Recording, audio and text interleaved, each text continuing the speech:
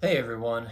So I have felt this burden lately that I've been trying to get to. I've just been busy, haven't been able to do it, but I felt like a while back God put it on my heart to record my testimony and just share it, which it has been kind of a bit of a weird journey since he told me that and getting to this point because I share my testimony fairly openly, which is not an issue. When I'm doing it one on one, I don't mind. I've shared it quite a bit, but there's just been something about sharing it publicly like this that has, if I'm being honest, it's just kind of made me feel some sort of way. And it's a little bit different, but I think it's just because it's me being this level of vulnerable publicly, and it's something that I haven't really done publicly like this yet, even though I do quite a bit of speaking and everything. There's just something different about this level of vulnerability publicly that has been a little bit different, I guess I'll say, and it's taken some time for me to kind of prepare myself to get here. So I just wanted to share this today, and I hope that this speaks to you, and I hope you understand too that this is something that's a little bit vulnerable for me, and it's definitely deeper than just sharing the word and just speaking the words that I feel like God gives me, or preaching from the Bible, whatever it is. This is a little bit different. This is something that's very personal to me, and I'm gonna try and get through it without getting emotional, because sometimes it has that effect where it just gets me, because when I think about where I was at when I gave my life to Jesus, and when God got a hold of me, and just his willingness, his love through all of that, sometimes it just gets me still. But I've already prayed ahead. I've even called and asked a friend for a prayer. So with that, my story really kind of goes all the way back to when I was little. I'll give you kind of some backstory that's necessary. So my parents were never married, and it was always a lot of like tension and conflict between them growing up. So that was really difficult. And then I was also sexually abused at a really young age. I was first exposed to porn right around the same time. So from a young age, my whole world got sexualized. And for anyone who's been through that, you understand that. And it changes the world around you a lot. So as I grew up, as I got older into junior high and high school, that just change in my world, of course, started to develop more and more into porn addiction. And then when I initially started becoming sexually active, then of course that became a whole other addiction. Add into that, I started playing hockey when I was just before I turned 8 years old. My whole life was just, I love playing hockey. I love being at the rink. But with that, there's a certain culture that comes with hockey, and any of you, like if you're an athlete, you kind of understand how that is. And and hockey is just kind of even on another level of all of that. And like, I don't say that to brag or to boast about it, just that it is, man, even when I was in college playing hockey, even the other sports teams, they kind of saw it and would point that out on occasion too. So being a hockey player, going through high school, and then I was fortunate enough after high school to be able to go and play hockey on the East Coast for 7 years and play at some high levels, playing college. There is this culture, a lot of culture that comes with that. It was just the drinking and having fun and chasing girls, and my life was just surrounding being a hockey player. So of course with that, I kind of fell into this whole kind of lifestyle of living my life that way as a hockey player, and all the things that came with that, even outside of being at the rink. So as I'm growing up and just trying to figure out life, I was raised by my mom. I only got to see my dad every other weekend. My dad has bad anger issues, and I started to really have strained relationships with both of my parents as I grew up and got older and started thinking for myself. And of course, once we become teens, that's a whole different story. But then, even aside from me just being a kid and being a teenager and all that normal stuff, my relationships with my parents weren't very good, and it was tough. It made a lot of that tough. So I found a lot of my family and my ties in my friends, and then in my teammates, my hockey team, and being a part of that. So that culture kind of just became what I looked to for really kind of my life guidance. So as I'm growing older and falling into more of this porn addiction and promiscuity and drinking lifestyle and just playing hockey and not really having a good relationship with my parents, the whole lifestyle of it kind of became an addiction. So then we move out of college. I come home. I'm working in the world, right? Like getting my life as an adult together, and I just can't, because I'm a broken person, I can't find good relationships. I would continually get involved with girls who were toxic in some manner, and just the relationships were not good. If it was whether if it was a relationship or someone I was just involved with, there was always some kind of crazy thing going on, and kind of rooted in my relationship with my parents and different things growing up, and then all of these crazy things that have gone on in my relationships with girls that I would get involved with, I developed these deep abandonment issues. So by the time I'm an adult and trying to figure out my life, trying to get my life together, I've got these addictions, I've got abandonment issues, I've got just serious insecurities. I was very self-conscious. I was super worried about what other people thought of me. So I just had a whole persona that wasn't even who I was, and I didn't even really realize it. And so finally one day I do meet someone who is awesome. I end up getting in a relationship with a girl who was really cool, and it was one of those that was just, it was so good that I never thought that I would have a relationship like this. Like, I didn't think that it was really that existed, because I thought there was going to have to be compromises, in a relationship to find someone, and I really didn't have that with her. It was good. She was awesome. But it was a long distance, which was tough, but we were both really liked each other, and so we were willing to do it.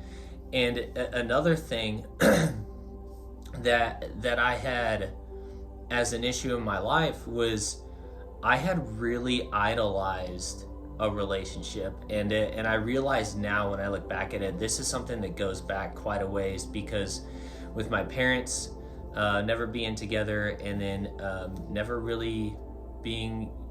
having had a holiday where I've had family together. It's always just been me with my mom or with my dad, whatever it was. And so I even remember going back to, I think I was probably like 6 years old one Easter. I remember my mom asking me what I wanted for Easter, which was a funny thing, because we really only asked that for Christmas, right? But my mom asked me this one Easter, and I said I wanted a little sister.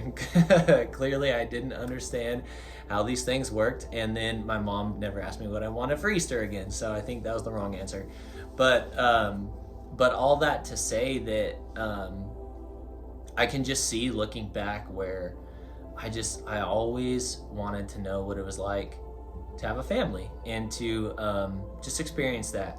So that all kind of was the roots of really idolizing a relationship and really wanting to feel love, really wanting to fill that void in my life of having someone who would always be there, who would love me. And I found, but the promiscuity was one of the terrible ways that I filled that void, because I just felt so empty and I felt so lonely, and I didn't want to be alone my whole life. So the temporary fix of that, there was the fake version, the fabricated version was promiscuity, that at least if there was, right, like someone who would be around for a little bit, then like it would fill that temporarily, but that's super fleeting.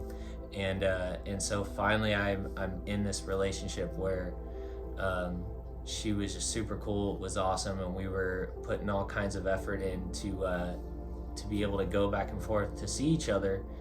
And I was even looking to uproot my whole life to move out to where she was at, to go and be with her. And there's no ice rink out there. I was still playing hockey pretty often.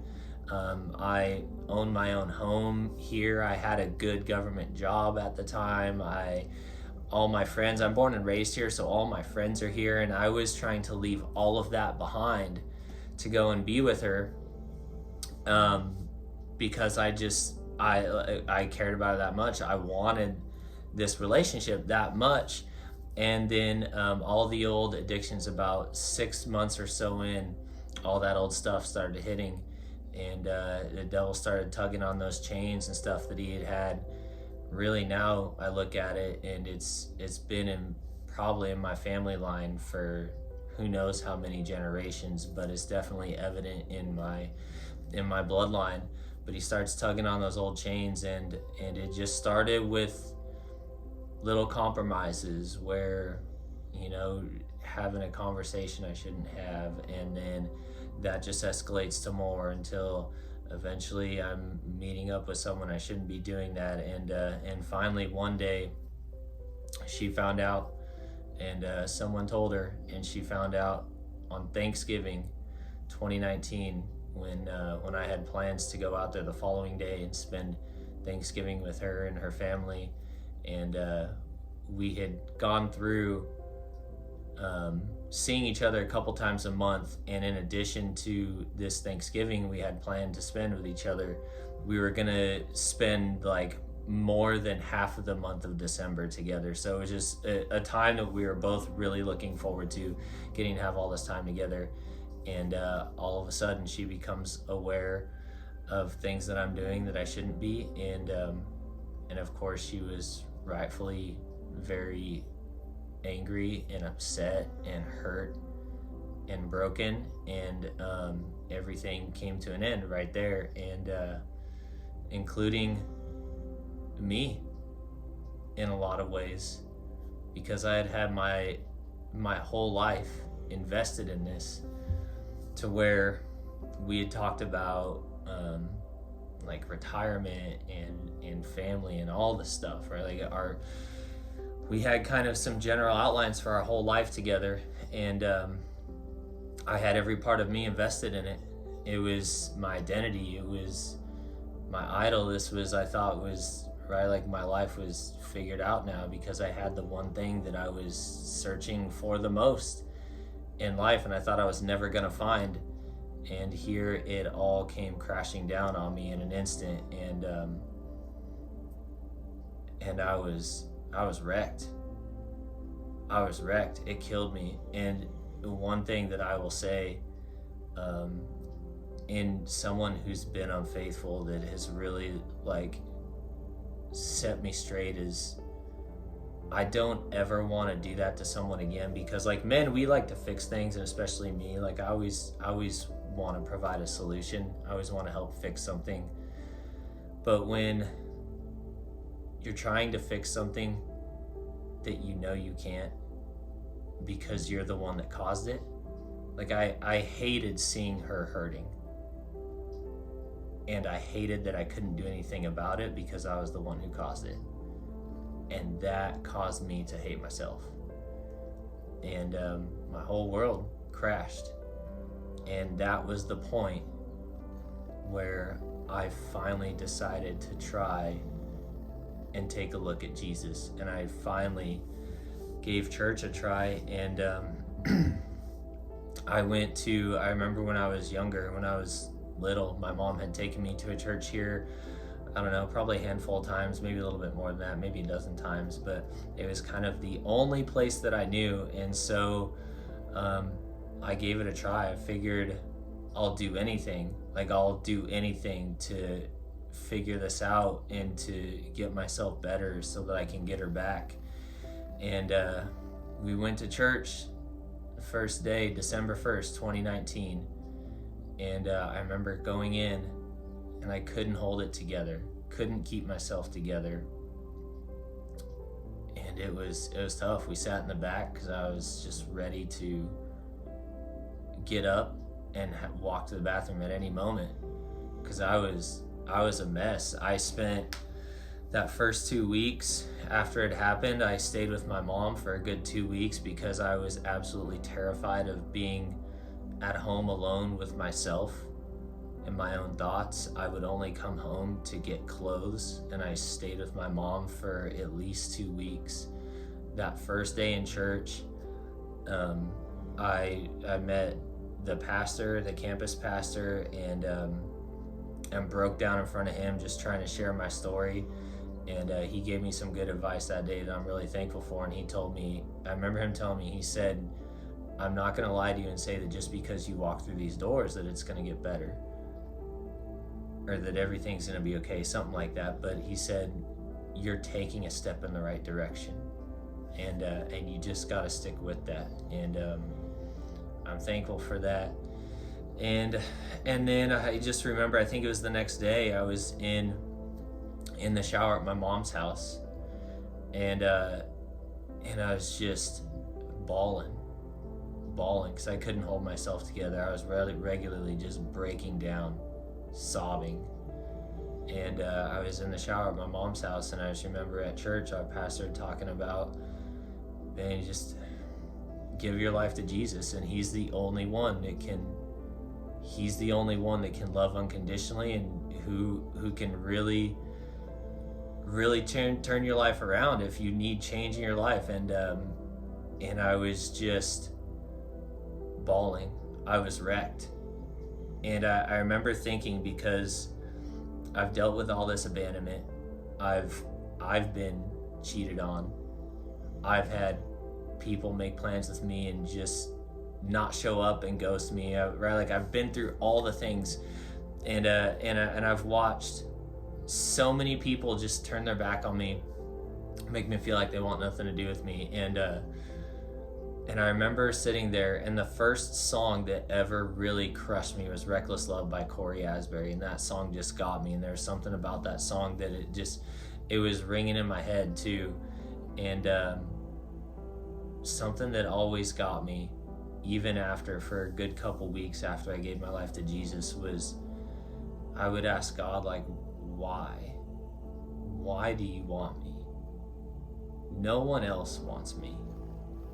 And I don't blame him, because I was like, what is wrong with me that I can genuinely love someone and still do that to them? Like, how messed up do you have to be to love someone so much, to be wanting to uproot and change your entire life to be with them, and yet you still can't do that? And I just thought at that point, I was like, I'm never gonna be with someone. It's just not meant to be. I guess this is just how it is, that no one's ever gonna want me, and I'm just gonna have to figure out how to live my life alone. And finding out that God wanted me was, I just couldn't understand it, because I was just like, Lord, why? No one else wants me, and I don't blame him. I don't even want me. Like, I don't even want to live this life anymore. Like, I'm so messed up. How messed up do you have to be to do that to someone you really care about, you really love? So, like, I don't excuse me. Like, I don't blame these people. I don't blame people for not wanting me, because I don't even want me. So how the heck could you want me? Like, what do you want to do with me? How are you different? Like, why would you want me? Why have you been pursuing me this whole time? And yeah, that really tore me up. That one really tore me up, to think about how you cannot even, like, want to be yourself anymore, but to find out that like God just really wanted you. And that song Reckless Love, there's nothing he would stop at. Man.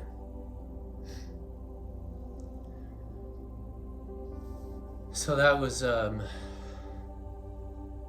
where God got me. That was where God got my heart. Because I felt so unwanted. I felt so undesired. I felt so unlovable. And man, to find out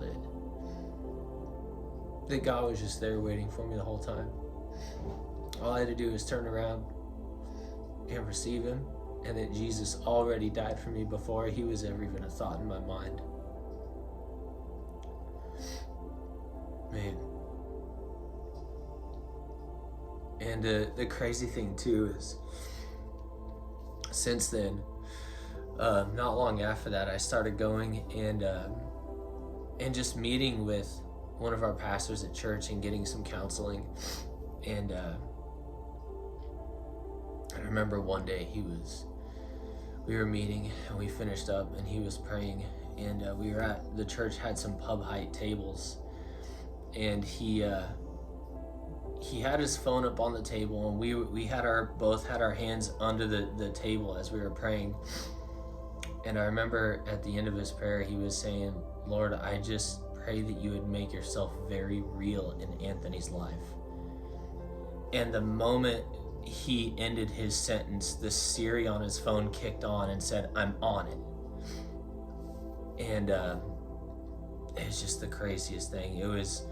I didn't realize it at the time, but now I can see it was God. It was God literally answering in the moment and showing me that he was here for me. And he was going to show me how real he is, and he has. And he has given me the best people in my life. He has redeemed my life. He has helped me to overcome porn addiction. He has walked me through abandonment. He showed me that his love never abandons, even in the moments that I've struggled with it, and I expected God to leave me or to go quiet or to give up on me, to say that like, okay, well, now you've gone too far. And he never has. And he keeps showing up, and he keeps loving me, and he keeps forgiving no matter what I do. And I'm not perfect, far from perfect. So I wouldn't ever want anyone to think that just because I have this gift of being able to preach the word, because it's purely just a gift that he has graced me with, that he has blessed me with, to be able to understand his word the way that I do, and to speak it and teach it. It's the gifting that he has blessed me with. But I'm far from perfect, and I'm still progressing, and I'm thankful to have a community of people that I can lean into, that I trust. I trust more than I could even speak. I'm so thankful. God has not only redeemed all of these things, he's given me people that I need. He has changed my life. He has removed that relationship as an idol from my life. And even that girl that I was dating, when I first came to Jesus, I was praying heavily, because my whole life, the whole reason why I did this is because I wanted to get her back. And so I was just praying that God would save her and bring us back together. And I thought that would be the greatest miracle he could do. But he definitely showed me one better, and even a greater miracle was him getting me to the point where I could be okay with her never being a part of my life again, and being able to release that and let that go, and not only let a relationship go, but let a relationship with her go, both of those. So that was really a greater miracle that he performed, and that's just what he continues to do all the time, is whatever I think is the greatest thing that he could do or could be done, he he just goes beyond. Ephesians 3:20, he goes exceedingly abundantly beyond anything that I could conjure up in my mind. And he blows my mind. And even as I record this right now, I sit in the most exciting and scary and challenging and fun season that I've ever been in, as God has called me out of my job at the end of the year last year, and it's been sole reliance on him to provide for me. He has been the provider. He has been Jehovah Jireh in my life, and it's crazy to think that if you would have met me 5 years ago, I would have been the farthest thing from church. I mean, my life now is a complete 180 from what it used to be. It's so different, and I don't ever want to go back. I was so broken. I was so hurt. I was so prideful, and I didn't even realize it until I hit that low place. And that's a sad thing, right? The pride comes before the fall. We all know that saying. And then another thing too, I forgot to mention earlier, when I was so broken, I was so low. When I first came to Jesus, I was talking earlier about how I was in the shower at my mom's house the next day and gave my life to Jesus in the shower, just bawling like, Lord, I don't want this life anymore. So go ahead. It's easy to surrender your life when you don't even want it anymore.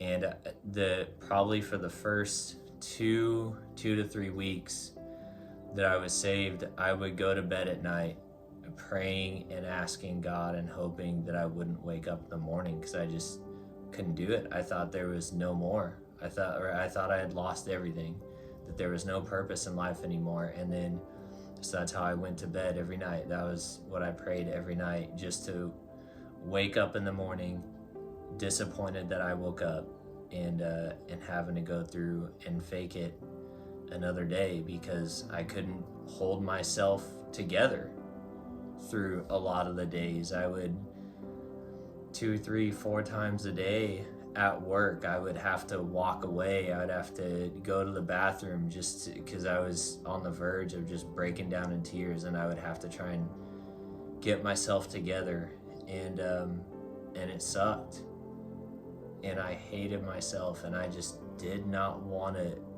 be me anymore. And God has saved me from all of that.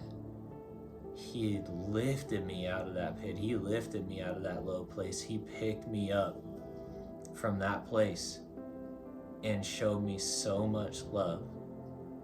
He's been showing me who he's created me to be, and he's taught me to love myself.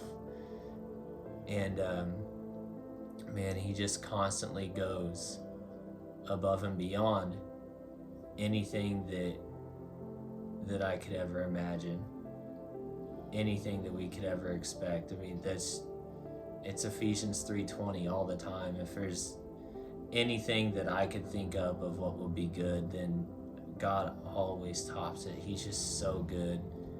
He's so full of love. He's so forgiving. He's so full of grace all the time. And man, I just hope that this reaches someone. I hope that it impacts someone. I hope that it speaks to someone.